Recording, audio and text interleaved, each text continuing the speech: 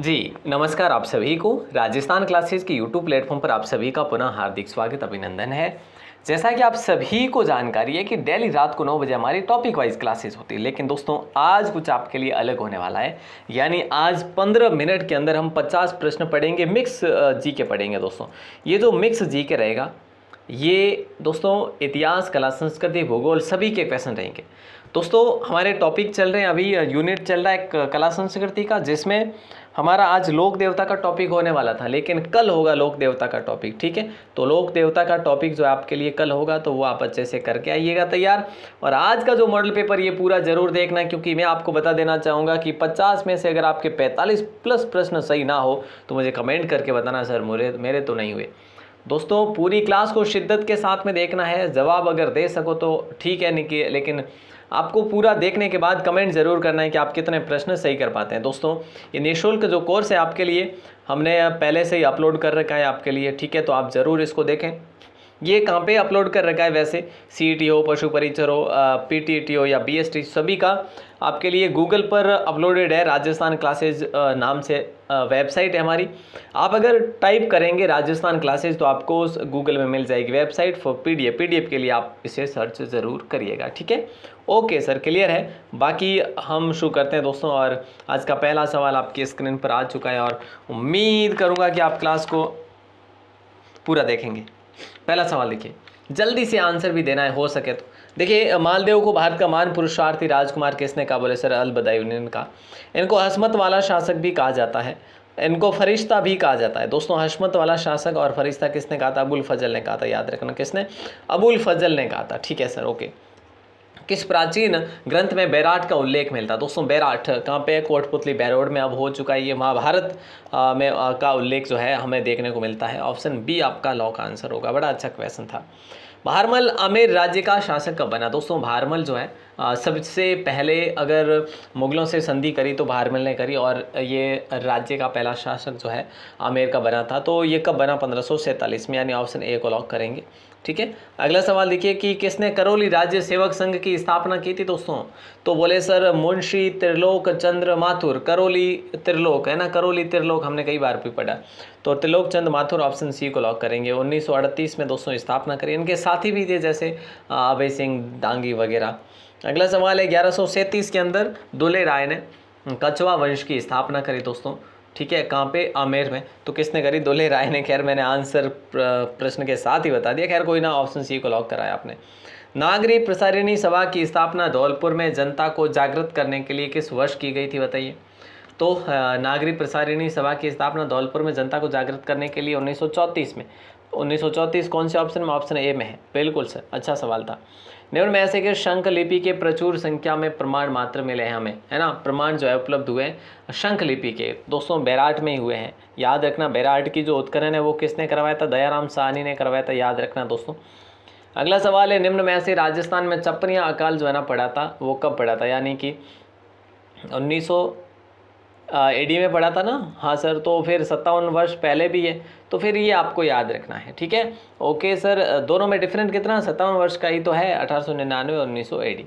अगला सवाल है कि दैनिक नवज्योति जो पत्रिका है दोस्तों, इसका प्रकाशन कब से आरंभ हुआ? हालांकि ये स्वतंत्रता आंदोलन के समय हुआ था, 1936 की बात है।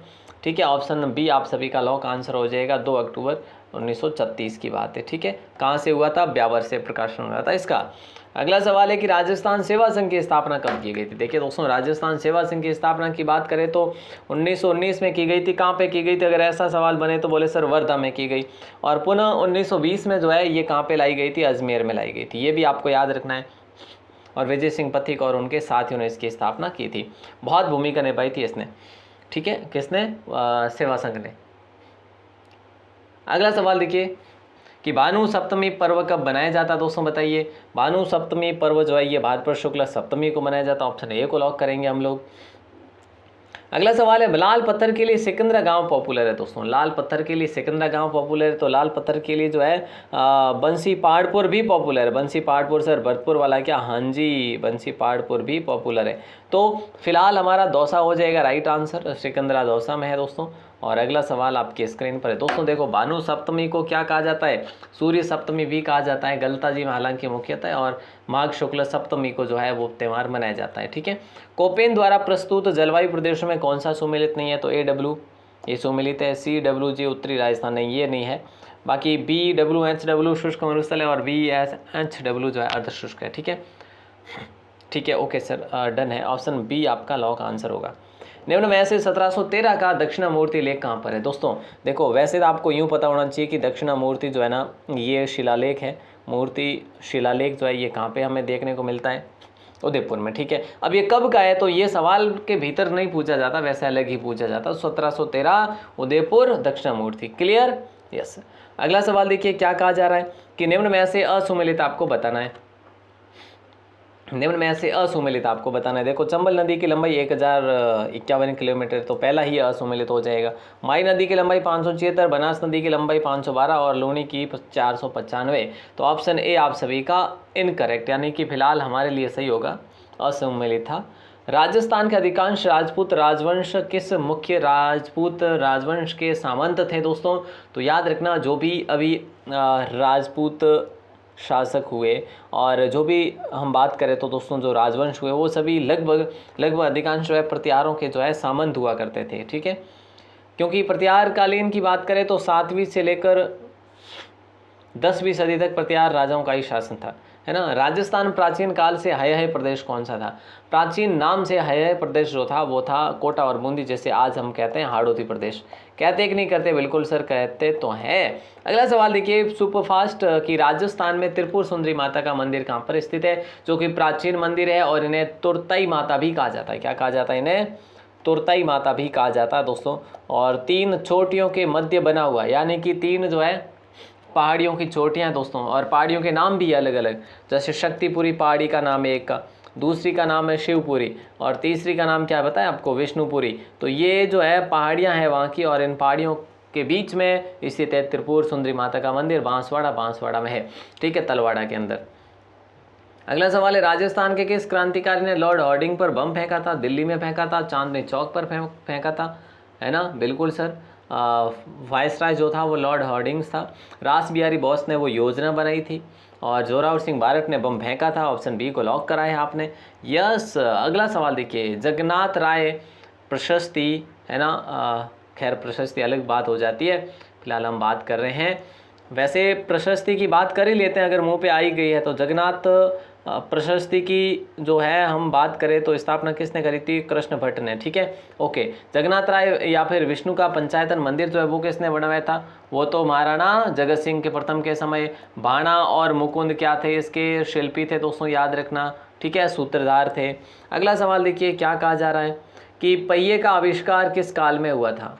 देखिए दोस्तों, पहिए का आविष्कार जो है ना नवपाषाण काल में हुआ था। कौन से काल में? नवपाषाण काल में। ऑप्शन बी आपका करेक्ट आंसर होगा। राजस्थान के एकीकरण के चतुर्थ चरण यानी वृहद राजस्थान का उद्घाटन सरदार वल्लभ भाई पटेल द्वारा कहाँ पर किया गया था? तो दोस्तों याद रखना, वो बड़ी रियासती चतुर्थ चरण जब नाम आ जाए तो फिर हम बात करते हैं JJJB, यानी जोधपुर, जयपुर, जैसलमेर और बीकानेर रियासतें शामिल हुई थी।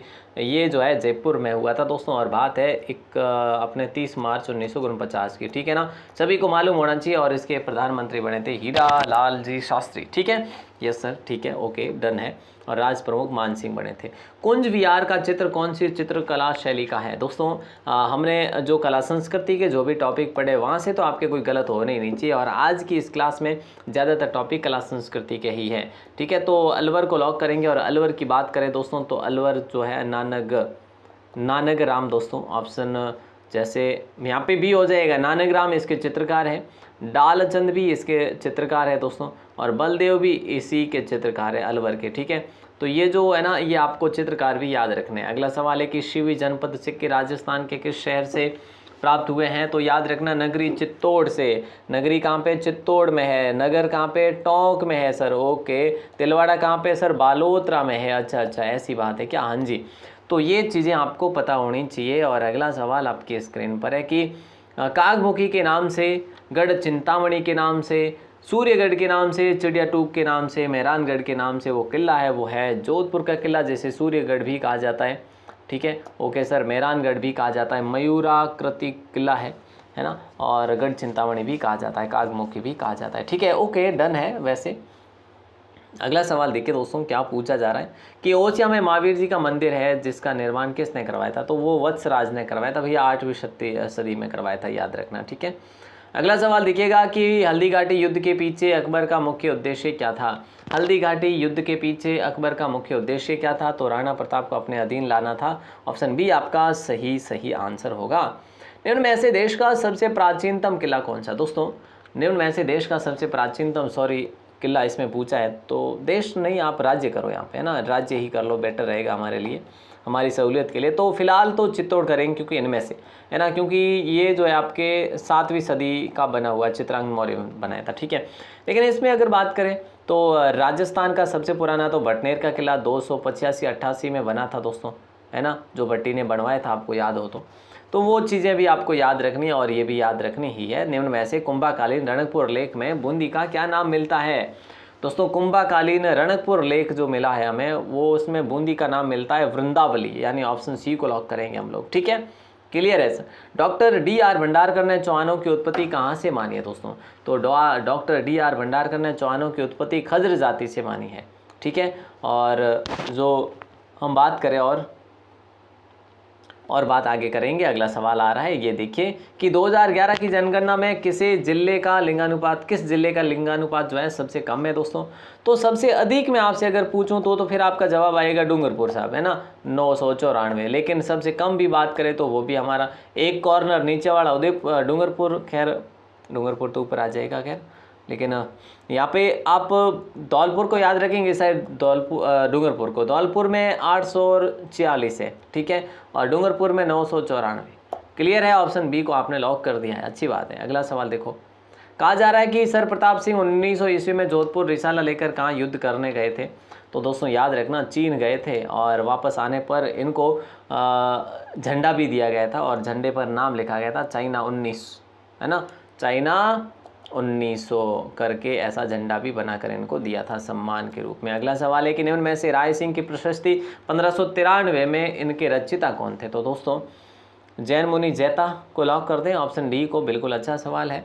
और अगला सवाल देखिए क्या पूछा जा रहा है, निम्नलिखित लेखकों में से हिस्ट्री ऑफ राजस्थान के लेखक है रीमा आहूजा। दोस्तों ये हमने कल की साहित्य की क्लास में भी पढ़ा था, बिल्कुल पढ़ा था। अगला सवाल देखिए, मराठा एंड मुगल अंपायर्स किसके द्वारा लिखा गया ग्रंथ था? दोस्तों मराठा एंड मुगल अंपायर्स किसके द्वारा लिखा गया ग्रंथ था? तो दोस्तों याद रखना doctor V.S. Bhargav, option D को लॉक करेंगे हम लोग, अच्छा सवाल था।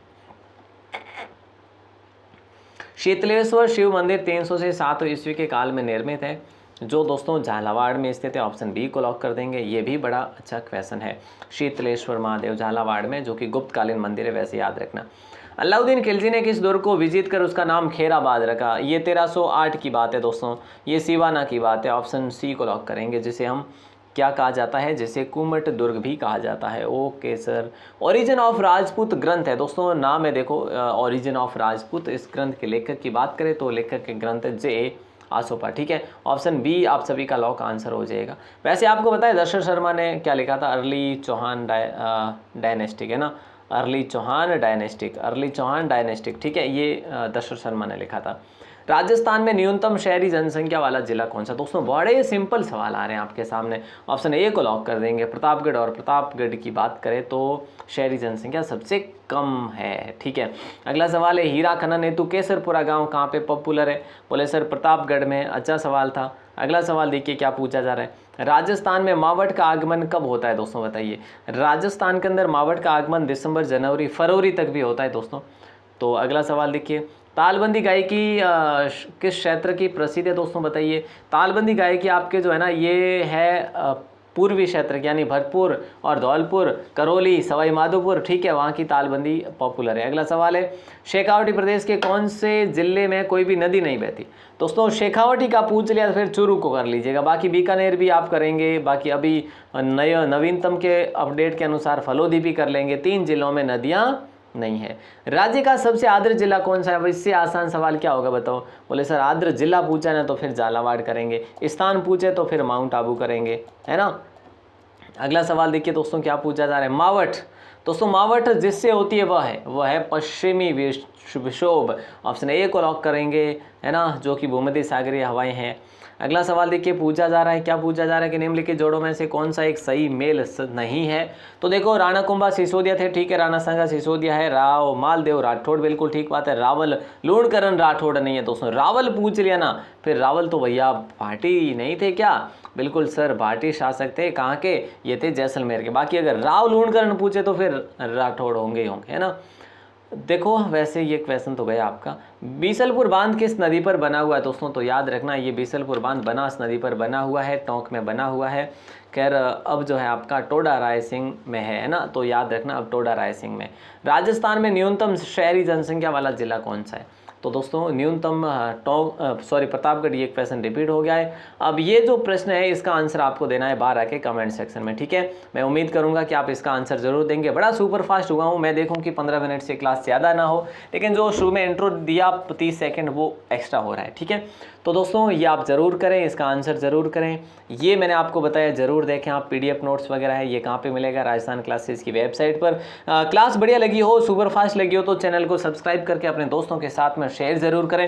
और दोस्तों मैंने आपको बताया कि आप ग्रुप को ज्वाइन कर सकते हैं, ग्रुप के नंबर जो है ये आपके नंबर है, और आप हमें अपना नाम और जिला लिख कर ही मैसेज करें, आपको ग्रुप में भी ऐड कर लेंगे, ठीक है। ओके, कॉल ना करें प्लीज़। धन्यवाद, जय हिंद, वंदे मातरम।